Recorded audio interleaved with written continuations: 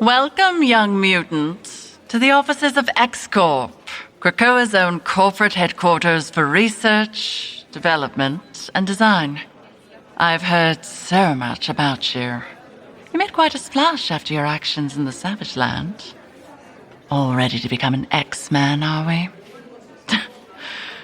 Yes. Introductions. My name is Emma Frost, telepath, gemophile, and resident aesthete. Therefore, I have been tasked with finally helping you with your uniform. Come, walk with me.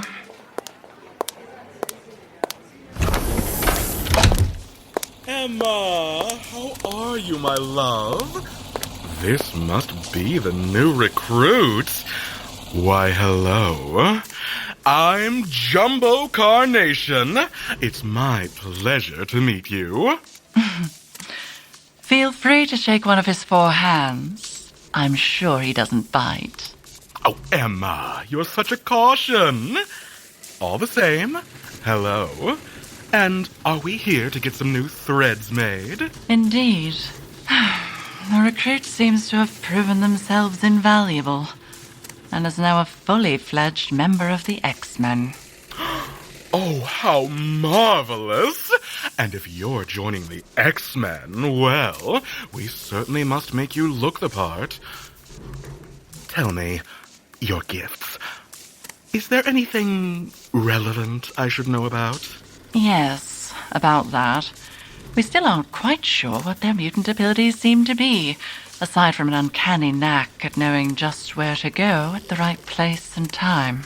Oh, well, that's no matter. I ask only because some of our abilities interact with some of the high-quality smart fabrics that I utilize here in my workshop. Emma, dear, would you be so kind as to demonstrate? Well, if I must, I must. Our Emma, in addition to being a bang-up mind reader, can also transform herself into the form of a living diamond. Her costume, which looked stunning before, now reacts to take on a more armor-like durability, while still being elegant and refined. After all, it certainly wouldn't do for Emma to wear something that couldn't take the same amount of punishment that she can. Yes. As beautiful as it may be, this form isn't the most comfortable. So, if you don't mind... that's much better. But as important as function may be, it is also essential to have a mind for fashion. Step this way.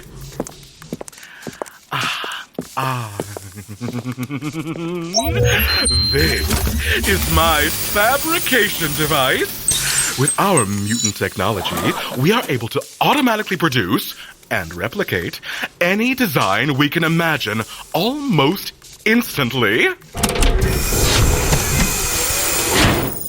Entering calibration mode. Don't be afraid to really stretch your legs. The machine is fully calibrated to any movement you may make, so there's no danger of disrupting the process if you want to break it in a little. Scanning. Don't worry, it's all quite safe. Calculating your measurements. Now, what was it that you had in mind?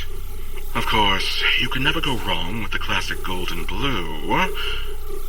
Although, perhaps you're thinking of something a bit more streamlined and astonishing.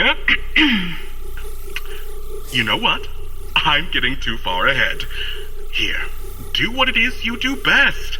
Jog in place, do some quick movements, whatever you need to feel natural.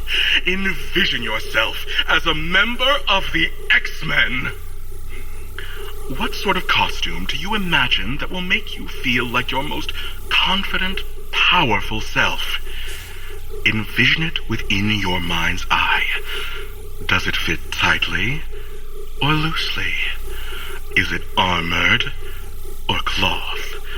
Are there gloves, capes, pouches? Think long and hard about what this looks like. Do you have it? keep that image firmly within your mind. Now, Emma, if you would be so kind as to pull that from them and share it with me. I'm way ahead of you, Carnation. Well, that is an amazing costume. Truly, if this whole superheroing thing doesn't work out, you could have a future in design. Now, just to put in some of the schematics.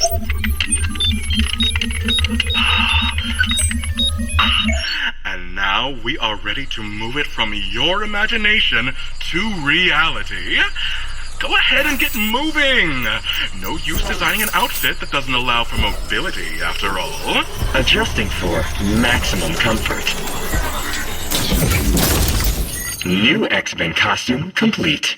Well now, let's have a look at you. Gorgeous. Simply amazing. You look like a dyed-in-the-wool X-Man now. Emma, don't they just look fabulous? Yes, they're all right. Oh, ignore her. But please, look isn't the most important thing. More essentially, how does it feel?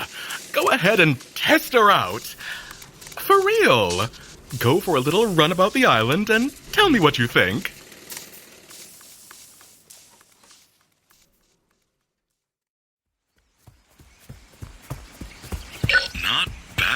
Not bad. The suit doesn't seem to be limiting your movement in any way. Just make sure to overeat it. Well. Oh, I love the new look. Now, don't be afraid. Despite my rather vampiric appearance, I assure you I'm not here to take anything from you. Quite the contrary, in fact. I'm here to offer you more than you could ever possibly imagine. So, don't leave. At least, not until you've heard me out. My name is Nathaniel Essex, and though I may not look it, I'm over a century old. I'm a mutant, a Krakoan, just like you. I have spent numerous lifetimes studying this curious phenomenon that blesses you and I and everyone else upon Krakoa. The mutant condition. I've helped many like yourself find not only the limits of their true potential, but ways to transcend beyond that. Recruit, are you there? Over. Recruit? Ah, now it makes sense. That explains your clothing. You cut quite a full-color image. A true blue member of the X-Men. And I'm sure you're eager to join your comrades. But tell me something. Why limit yourself to something as pithy and banal as a superhero when you could be a god like me? Recruit, this is Cyclops. Come in. I shall let you get back to your little run. But remember, you can either try, futile though it may be, to run from your destiny, or you can sprint toward progress and the power you truly deserve. Just something to think about. Farewell. Recruit, if you're done with your costume test, come to the Green Lagoon. Jean and I want to speak to you about your first solo mission.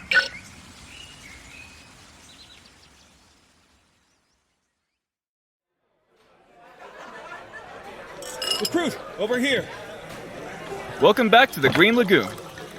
Hey, nice studs. I can see you've met with Jumbo Carnation. You really do look incredible. Although, something seems to be troubling you. Jean's right. But whatever it is, you can trust us. We're one of the X-Men now. Sorry for the impromptu memory scan, but I was concerned. You ran into Mr. Sinister.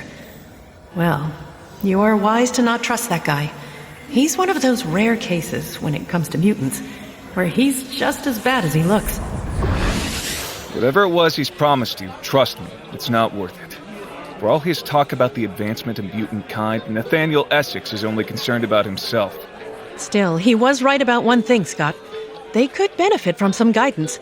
All young mutants do. That's true, Jean, which leads us to why we called you here today. Come with us, we'll brief you.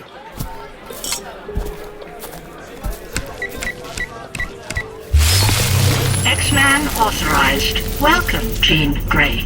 Welcome to the Mission Control Room.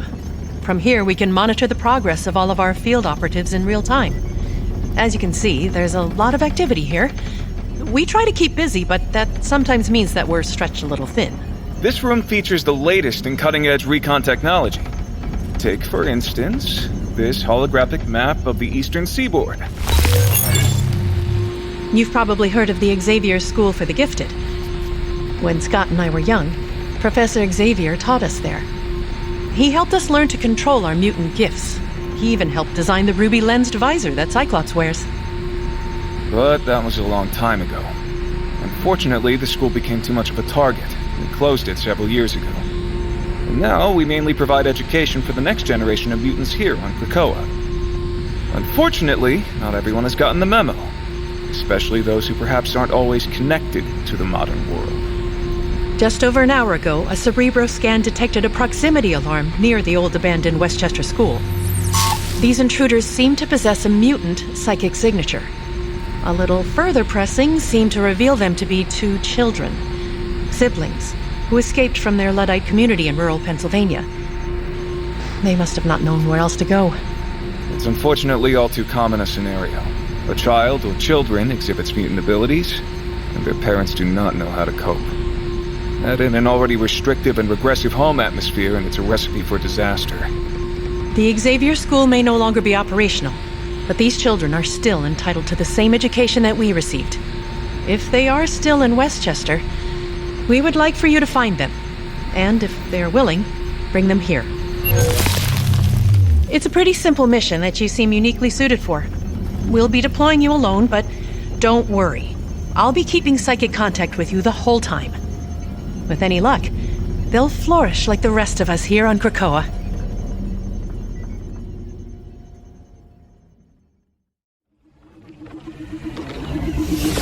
You're right outside the gate now. Remember, it can be a little jarring. So go ahead and step through whenever you're ready.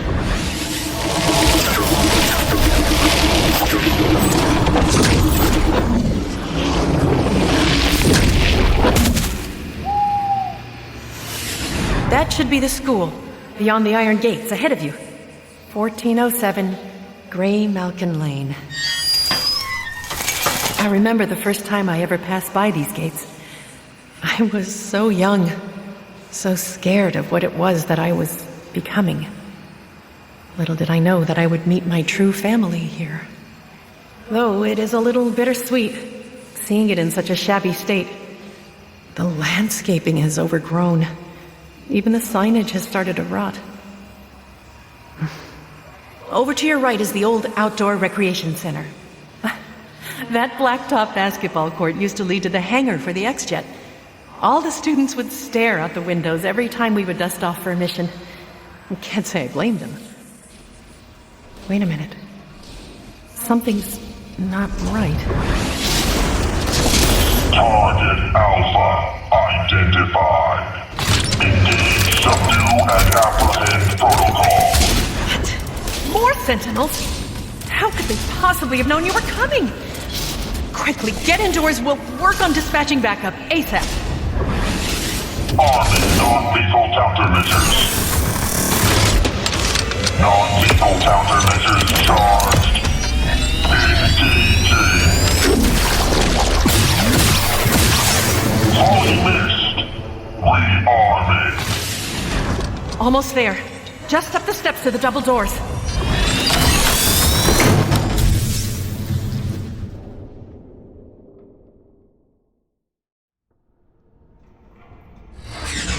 You're in. Try to find cover as best you can. They seem to be in sentry mode outside. So be on the lookout for dangers inside. Sentinels in Westchester. I thought those days were behind us. Mutants have been thriving as of late, so it follows that Trask would step up production. Reactionaries, huh? But Cerebro is still detecting those energy signatures in the vicinity. Wherever they are, they must be hiding somewhere. Recruit, no matter what happens, you must find those children before Trask does. I don't know what she wants them for, but whatever it is, it can't be good. Wait a minute. Someone's hailing the Trask frequency. See if you could listen in.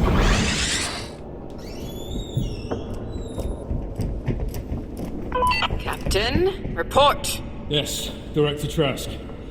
We've completed our initial sweep of the facility. No sign of the two juveniles. Nor of Target Alpha. Over. Fools. The proximity sentinels detected Target Alpha not moments ago. Wherever they are, they must be nearby. Yes, ma'am. We'll double our efforts. We won't stop until they're all found and apprehended. Weapons hot. See that you do. And apprehend, not slaughter them. At least Target Alpha. Or else it shall be your head on the chopping block, Captain. Trask out. All right, squad. You heard her. I want 2 fire teams searching the East Wing. Watkins, Ramirez, you're with me on the West Wing. Let's move out. Looks like you have your work cut out for you, Recruit. And it looks like you're all in more danger than we previously believed. Scott and I are working on scrambling reinforcements your way, but it will take time to coordinate. In the meantime, try and keep hidden, and find those kids. Good luck.